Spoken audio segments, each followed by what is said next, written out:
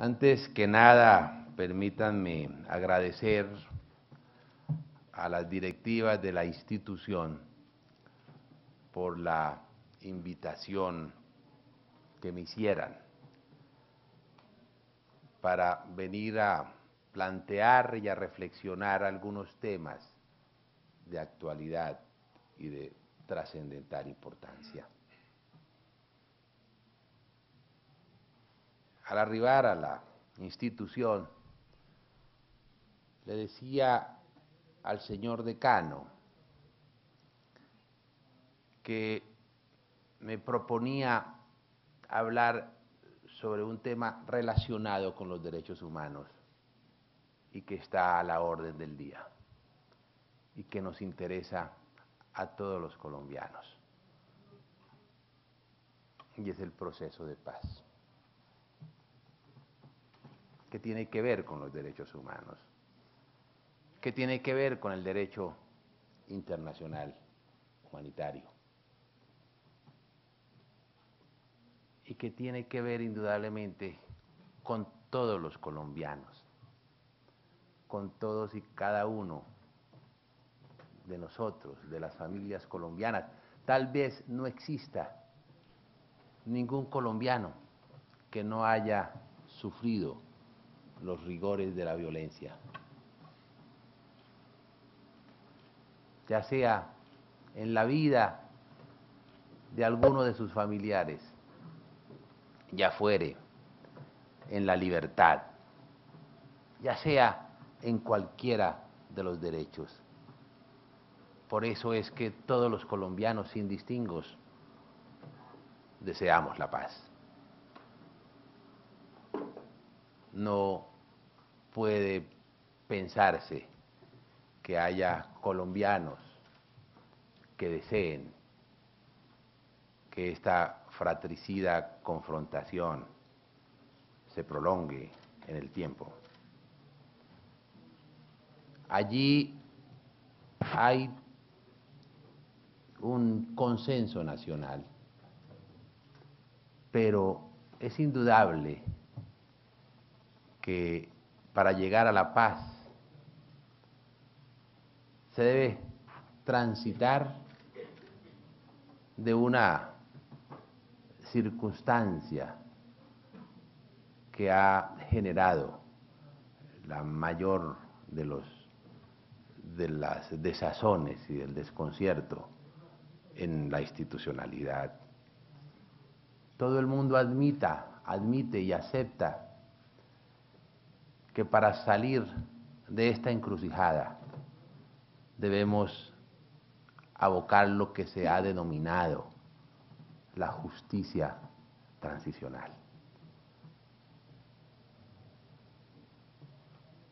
Todos los colombianos estamos dispuestos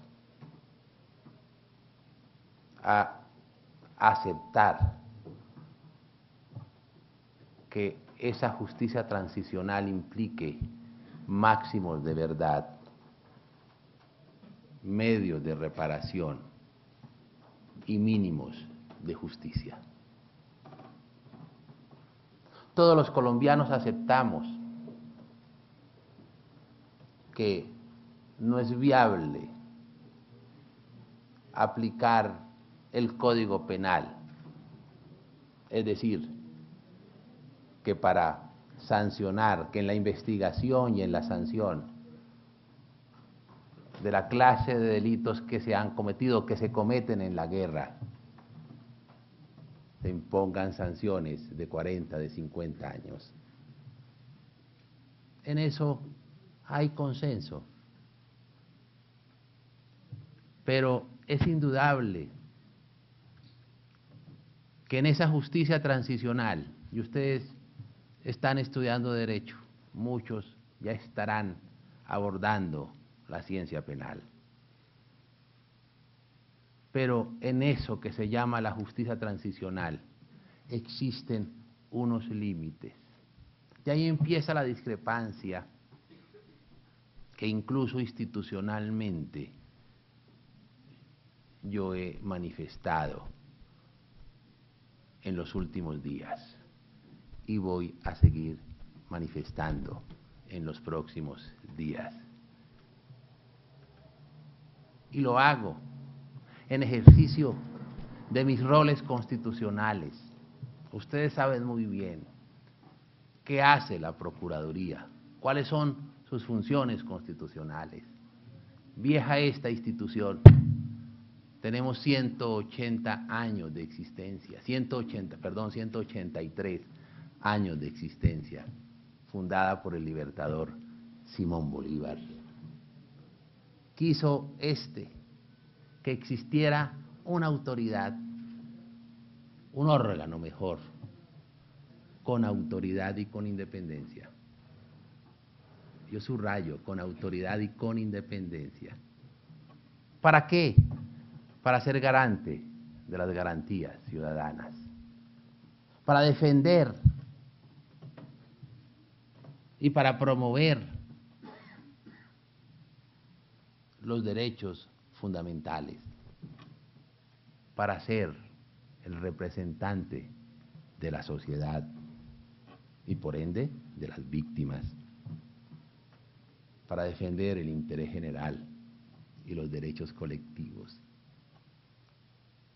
y para cumplir responsablemente con todas esas funciones, y son desde luego muchas más, están en el 277 y siguientes de la Constitución, y para cumplir todas esas funciones, todas esas competencias, todos esos roles constitucionales, tiene funciones disciplinarias, funciones de intervención judicial y funciones de prevención. Y en ese marco, ¿qué le corresponde hacer al procurador en ejercicio, en cumplimiento de sus roles, frente a circunstancias en que encuentran que los derechos de las víctimas, que los derechos de la sociedad podrían estar o podrían resultar afectados si se concreta un acuerdo con impunidad? Le corresponde hablar al procurador, no se puede quedar callado, debe hablar coherentemente en defensa de la sociedad, en defensa de las víctimas, en defensa de los compromisos que internacionalmente tiene el Estado colombiano. Entonces, retomando la exposición, decimos que todo el mundo admita y acepta que para salir de la guerra y llegar a la paz debe haber una transición, debe haber una forma que facilite los acuerdos, debe haber unas instituciones jurídicas que faciliten dichos acuerdos en materia de justicia. Y eso es lo que se denomina justicia transicional, a la cual Colombia ha acudido desde el año 97. Tenemos aquí normatividad en materia de justicia transicional. No es novedoso, no es novedoso. Es precisamente la forma como las sociedades contemporáneas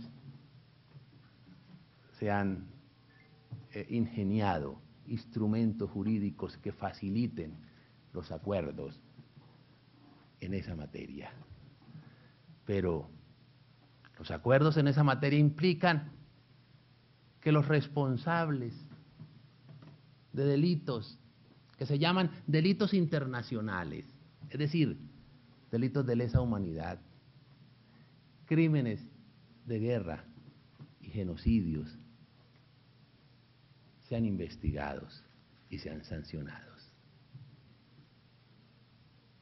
Todo el mundo admite y acepta y desde el año 97 en las diferentes normas de justicia transicional, quienes no sean responsables de esa clase de delitos, es decir, los guerrilleros rasos o los paramilitares rasos en su momento con justicia y paz, podrían beneficiarse de amnistías y de indultos.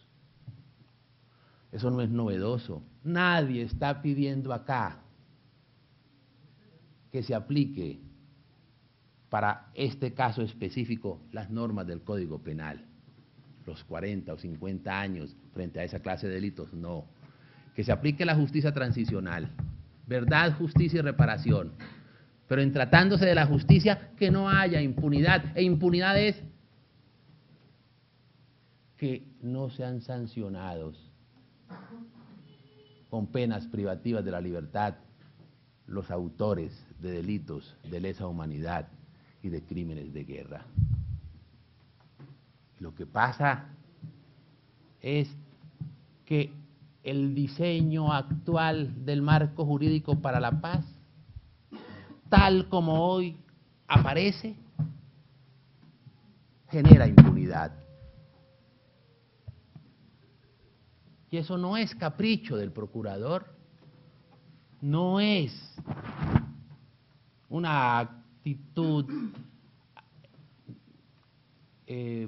diferente a la realidad jurídica y a la realidad normativa.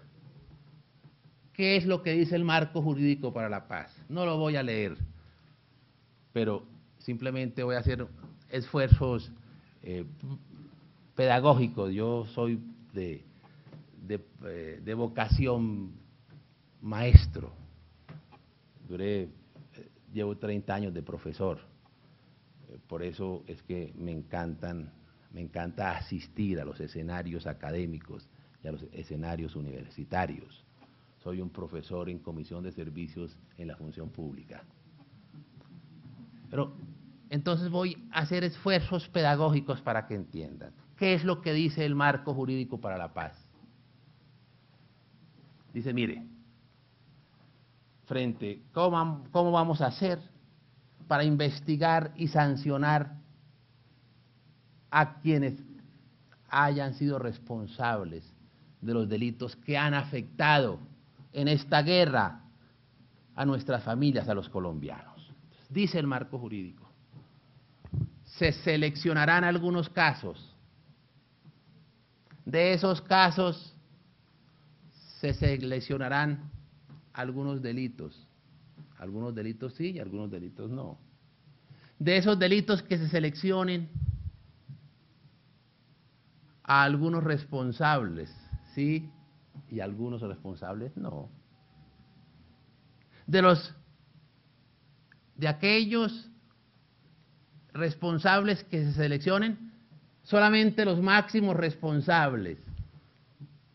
De los máximos responsables, aquellos que hayan cometido delitos de lesa humanidad, crímenes de guerra y genocidio. Pero de aquellos máximos responsables que hayan cometido esos delitos, solamente aquellos delitos que sean sistemáticos. Pero después de todas esas selecciones, los que queden los máximos responsables de esos delitos cometidos sistemáticamente pueden beneficiarse de la suspensión de la ejecución de la pena. Es decir, no pagarán un día de cárcel. Y eso no lo dice caprichosamente el procurador. Eso lo dice el marco jurídico para la paz, que es parte de nuestra Constitución.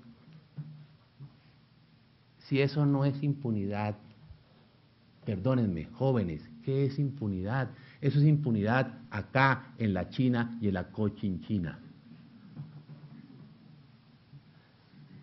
No se pueden fastidiar cuando el procurador, en ejercicio y en cumplimiento de sus roles constitucionales, advirtiendo a la sociedad como representantes de ella, porque el procurador es una especie de advertidor, tiene la investidura de advertir, entre otras, porque representa a la sociedad y es garante de garantías y defensor de los derechos fundamentales y de los derechos colectivos frente a esa realidad jurídica ¿cómo no afirmar que existe la posibilidad de llegar a una paz con impunidad?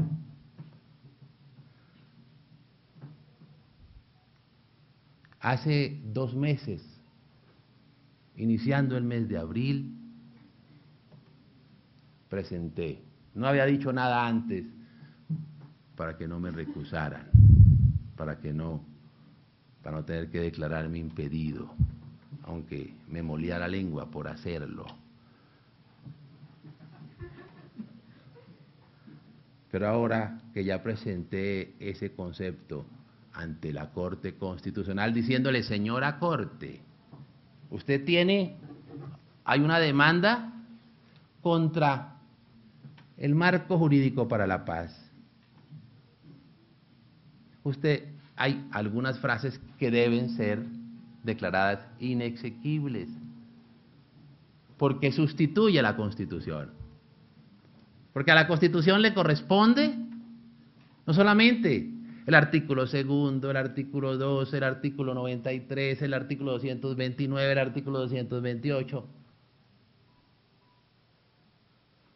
los acuerdos el artículo 93, los acuerdos internacionales, el Estatuto de Roma, los convenios de Ginebra.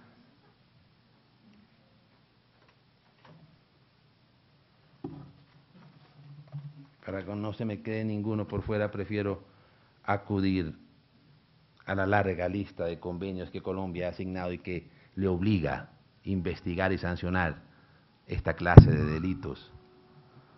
El Estatuto de Roma, los convenios de Ginebra, los protocolos adicionales, la Convención Americana de Derechos Humanos, el Pacto Internacional de Derechos Civiles y Políticos, la Convención de Naciones Unidas sobre Refugiados y su protocolo adicional, la Convención de Naciones Unidas sobre Derechos del Niño, la Convención de Naciones Unidas sobre Eliminación de toda forma de discriminación, la Convención para la Prevención y Sanción del Delito de Genocidio, las Convenciones contra la tortura, la desaparición forzada y el terrorismo mediante bombas, la Convención de Ottawa, la Convención de La Haya. Son convenios que Colombia ha asignado. Y no puede ella autónomamente sustraerse a esas obligaciones y a esos compromisos internacionales.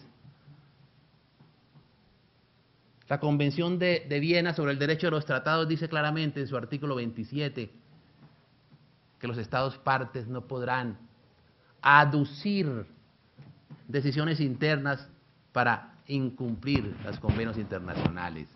Y los convenios internacionales establecen precisamente la obligación de investigar esta clase de delitos y de sancionar esta clase de delitos. Entonces, le dije a la Corte, cuando presenté el concepto correspondiente, que se debía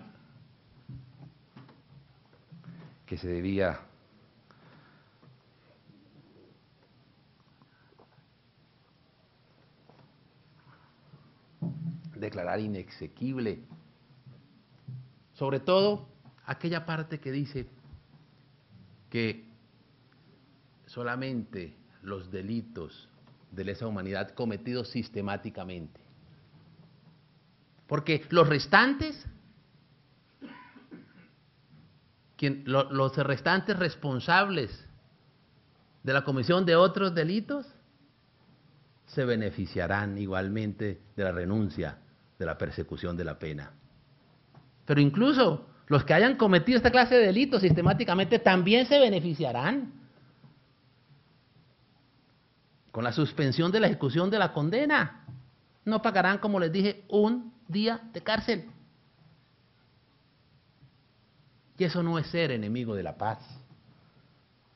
Eso no es ser enemigo de la paz. Eso es ser amigo de la paz.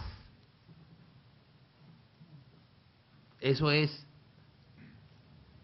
contribuir al proceso para que éste ponga los pies sobre la tierra. No estamos en los años 90, donde podría haber amnistías e indultos o leyes de punto final.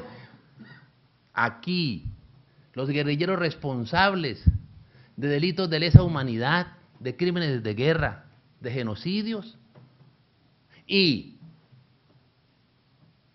los militares responsables de falsos positivos deben responder. Deben responder. Claro, pueden ser beneficiarios de justicia transicional. Claro, pueden existir una reducción sustancial de la pena. Claro, pero ello por ninguna parte aparece la posibilidad de que haya impunidad. Impunidad es precisamente lo que consagra el estatuto que se llama el Marco Jurídico para la Paz. Pero voy a llevar al absurdo para que entiendan, o no al absurdo, para explicar exactamente todas las implicaciones y la consecuencia de ello.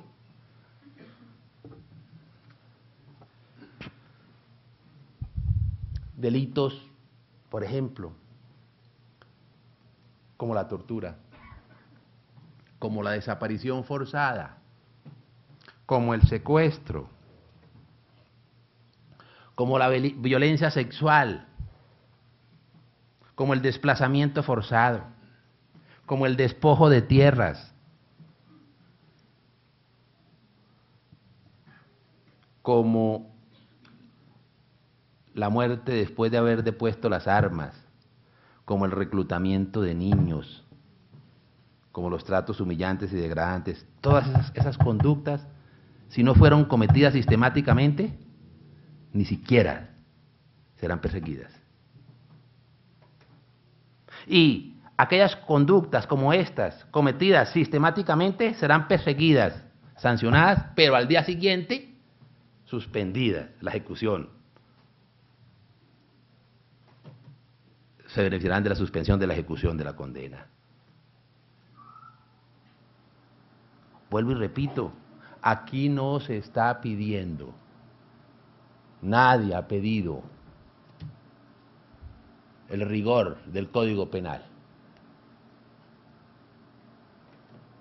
Aquí se está pidiendo justicia transicional, claro, reducción sustancial de la pena, pero pena, para que sea una paz sustentable, una paz sostenible, una paz creíble, una paz que no genere resentimiento. Eso, las víctimas tienen un derecho subjetivo a que se investigue, a conocer la verdad, a tener unos recursos judiciales efectivos para conocer la verdad. Y el Estado tiene el deber equivalente de investigarlo y de sancionarlo.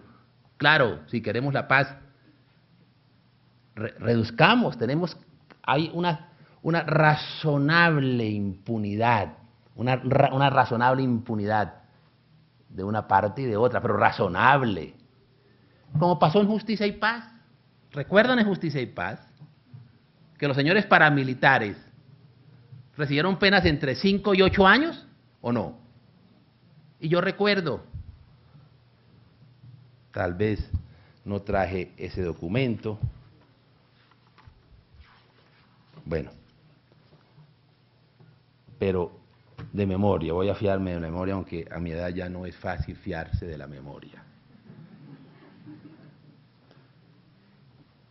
Al día siguiente de aprobarse la Ley de Justicia y Paz, donde establecían penas para los crímenes de guerra y de lesa humanidad, para los máximos responsables, entre 5 y 8 años, la delegada de Naciones Unidas, y Naciones Unidas expresó que era inadmisible que frente a esta clase de delitos se impusieran penas tan irrisorias.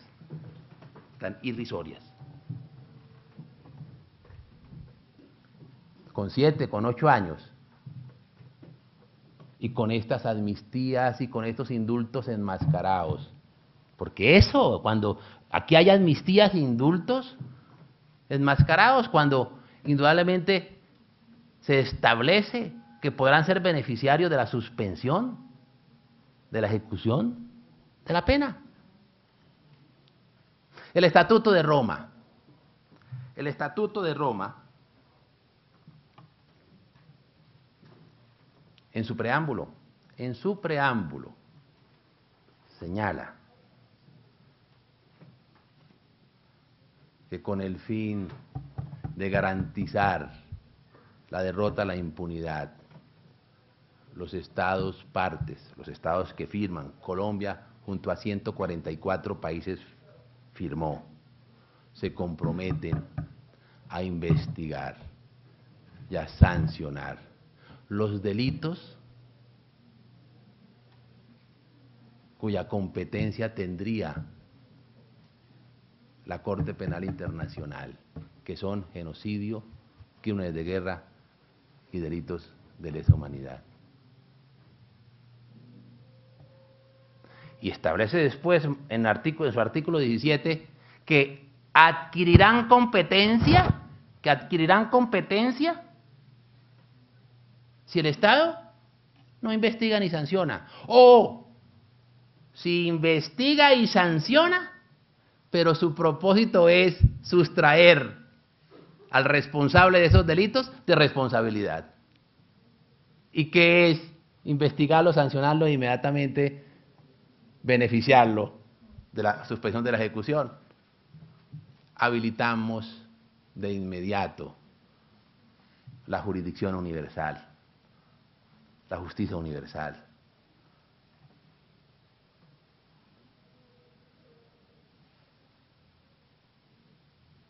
Por acá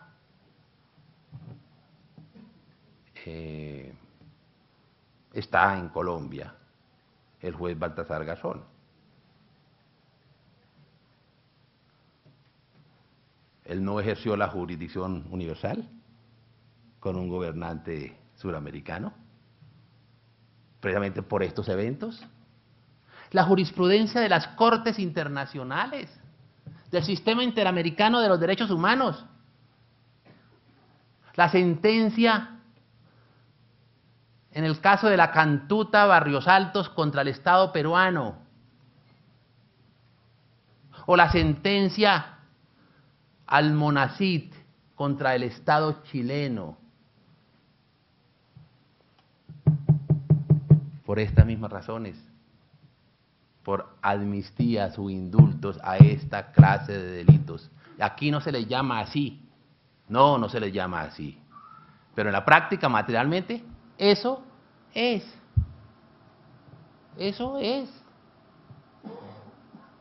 Entonces, no. Y podría citar, para no cansarlos, voy a citar otro, pero les prometo que no cito otro acuerdo internacional, pero este es muy importante. Los convenios de Ginebra. Los convenios de Ginebra con sus protocolos adicionales. Y especialmente la doctrina del Comité Internacional de la Cruz Roja, que es el órgano que tiene la autoridad para interpretar los convenios de Ginebra. Y dice exactamente que en los casos, determinación de los conflictos, se aplicarán las amnistías y los indultos más amplios para las personas que hayan sido parte de la confrontación o que estén privadas de la libertad por esa razón, salvo aquellos responsables de crímenes de guerra.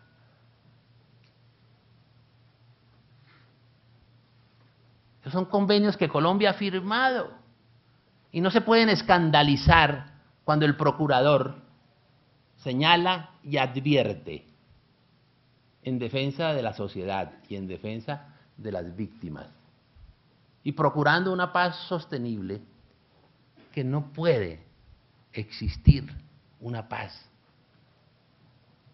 dentro de ese marco de impunidad, y vuelvo a repetir, sí de impunidad. Y no me cansaré de repetir, en la medida que se mantenga este marco, en la medida que se pretenda ello. Les voy a colocar una composición de lugar, porque eso igualmente sirve para una comprensión más pedagógica, esta composición de lugar. Tenemos al frente a los señores de la FARC, máximos responsables de los delitos de lesa humanidad y de crímenes de guerra, quienes no pagarán un día de cárcel. De acuerdo a lo que ya está escrito, es que no es que lo digan o no lo digan, no, es que está escrito y hace parte de nuestra Constitución. No pagarán un día de cárcel. Al lado están los jefes del paramilitarismo, los máximos responsables de esos delitos, entre 5 y 8 años.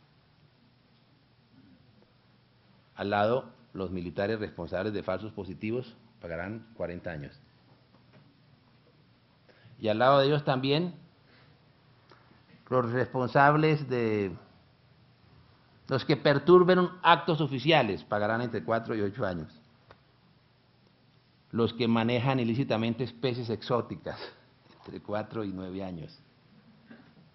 Los que manejan ilícitamente microorganismos y especies protegidas, entre 5 y 9 años. Los traficantes de partes, entre 9 y 12 años. Eso lo que hace es hacer perder legitimidad al Estado colombiano, credibilidad a nuestras instituciones. Si nosotros queremos eso, queremos darle un golpe mortal a nuestra institucionalidad, hagamos una paz con impunidad. Queremos la paz, sí, todos los colombianos, no hay uno solo, una sola madre de familia, un solo viuda, un solo hijo huérfano, un solo padre que entregó a su hijo, ¿sí?, en esta guerra fratricida. No hay uno solo que no quiera, y todas las familias tenemos cercanos o ellas mismas afectadas, o un solo hijo que haya tenido a su padre secuestrado. Todos queremos, pero queremos y estamos dispuestos a transigir en muchas cosas. Y estamos dispuestos a que haya una dosis razonable de impunidad. Algunas veces le dicen procuradores que uno tiene que tragarse sapos. Y yo le digo, sí, pero el problema es que a esos sapos están envenenados. Y esa clase de sapos están envenenados, y a mí me corresponde gritar, decirlo, volverlo a gritar y volverlo a decir, y hacer una pedagogía. Y lo que yo vine aquí a hacer una pedagogía, porque muchos colombianos no entienden, no conocen que existe este riesgo que estamos corriendo, que es un riesgo cierto.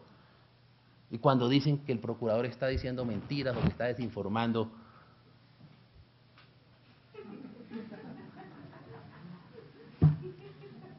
me toca decirlo con tranquilidad.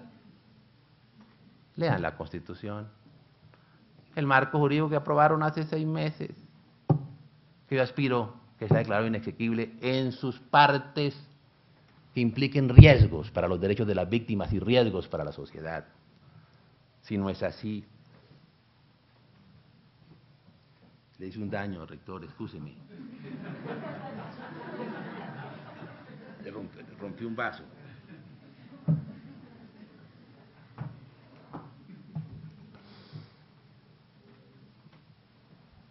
Si no es así,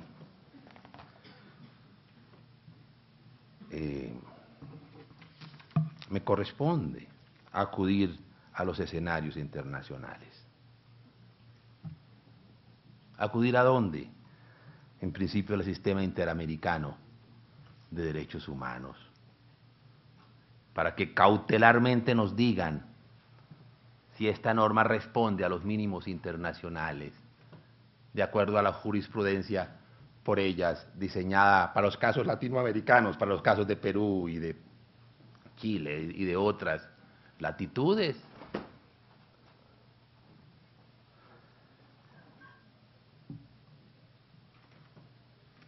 Y hay otros aspectos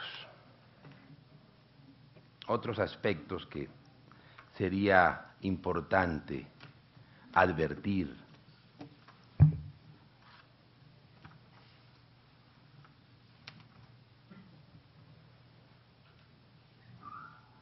Ya no en los aspectos relativos a la justicia, sino en los aspectos relativos a la reparación y a la verdad.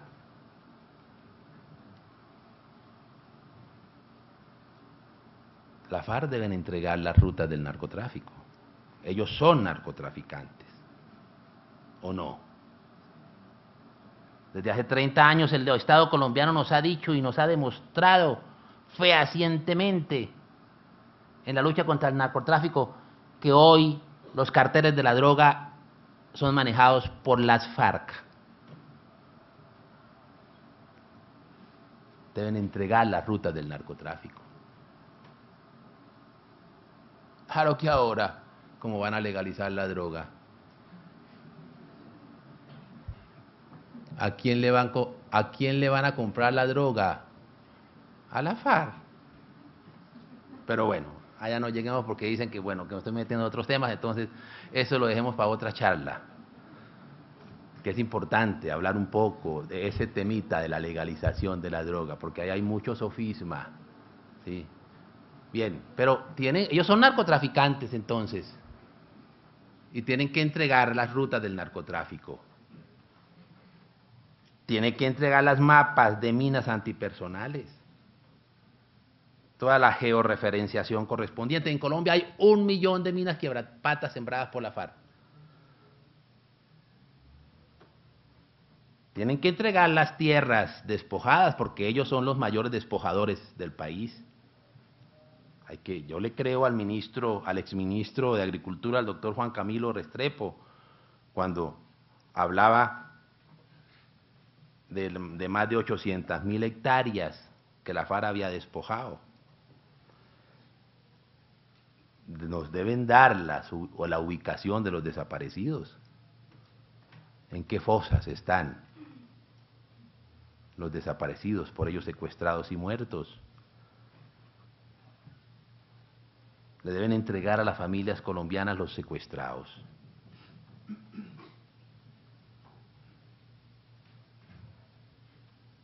Y este tema, la entrega de las armas.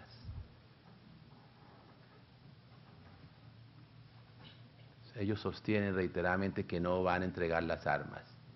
Lo dicen, que no van a entregar las armas.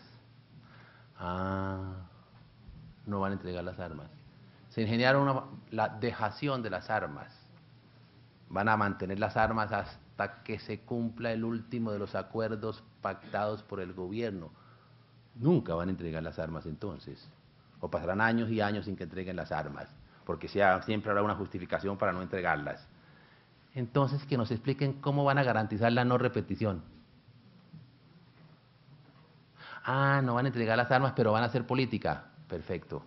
Entonces vamos a tener un partido político financiado por el narcotráfico y armado. Eso me dijo Perogrullo que era así. Y es así. Si van a hacer política, ¿estamos de acuerdo que hagan política? Claro que estamos de acuerdo. ¿Quién dice que no? Que hagan política. ¿Pero armado y financiado por el narcotráfico? Y que hagan política, no aquellos que están condenados por crímenes de guerra y de lesa humanidad y genocidios. Tendrían que modificar la actual Constitución. Ustedes estudian el artículo 179 de la Constitución Nacional, señala exactamente, no podrán ser congresistas que en algún momento hayan sido condenados a penas privativas de la libertad. O el artículo 122, que dice que no podrán ser funcionarios públicos quienes hayan sido responsables de delitos de lesa humanidad. Pero bueno, entregar las armas, los bienes en el exterior para reparar las víctimas. Los nexos con políticos, tal como se hizo con los paramilitares, ¿o no? El país debe llorar por los dos ojos, en alguna oportunidad referí, y a alguno no le gustó. Sí debe llorar por los dos ojos, y en eso es deficitaria la nuestra institucionalidad porque solamente ha llorado por un ojo. Claro que hubo políticos con nexos con los paramilitares, sí. Se deben investigar y condenar, por supuesto, cuando haya pruebas. Pero lo mismo con la FARC. Si hay políticos vinculados con la FARC, y la FARC debe decir quiénes fueron esos políticos. Pero ellos insisten y por eso es la gran preocupación. Y la gran preocupación que me asiste como Procurador General de la Nación. Cuando oímos, y ustedes no me dejarán mentir, no me pueden decir también mentiroso por eso, porque basta con leer la prensa. La FARC ha dicho reiteradamente y permanentemente que no entregarán las armas. ¿Lo han leído ustedes o no? Dicen que no irán a la cárcel. Lo dicen en sus declaraciones. Que no se someten a jueces, a nuestros jueces porque son ilegítimos. Que no secuestran. Que no han sido desplazados. Que no han sido despojadores. Que no han reclutado niños. Que no son víctimas. Que no son victimarios. Que son víctimas. Que nunca han atacado a la sociedad civil, que el Estado es el victimario. O hay dos opciones, o están cañando, y no es hora de que sigan cañando, o lo creen, y por tanto lo que pretenden es que el Estado claudique, y en esas condiciones el Estado no puede seguir dialogando. Si lo que pretenden es que claudique el Estado. El Estado y la sociedad está dispuesta a dialogar. Está dispuesta a hacer unas concesiones, pero lo que no está dispuesta es a que el Estado claudique, porque entre otras cosas no estamos ante un ejército victorioso, sino ante un ejército diezmado y acorralado militarmente.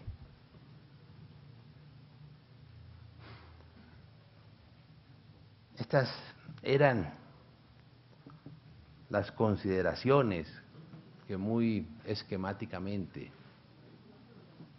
quería yo participarles, para demostrarles cómo el procurador, cuando hace las críticas, primero la hace en cumplimiento de mis roles constitucionales, en defensa de la sociedad, en defensa de las víctimas y en representación de la sociedad. Por tanto, no me voy a quedar callado. No me puedo quedar callado. No me debo quedar callado. No quiero quedarme callado. ¿Sí? Sería una indignidad de mi parte como procurador no actuar de la forma que estoy actuando, que estoy haciendo.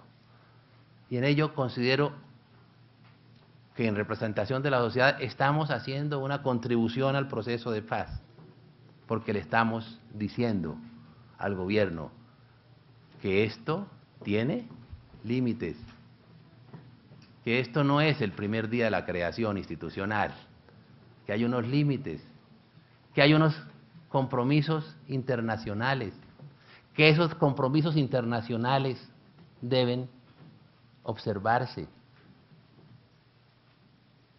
que la Procuraduría estará vigilante para que esos compromisos internacionales se cumplan.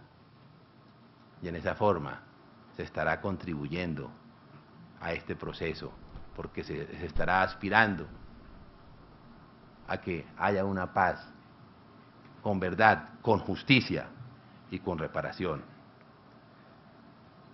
Con justicia alternativa, sí, con reducción sustancial de la pena, pero con pena, para lograr una paz sostenible y sustentable. Muchas gracias.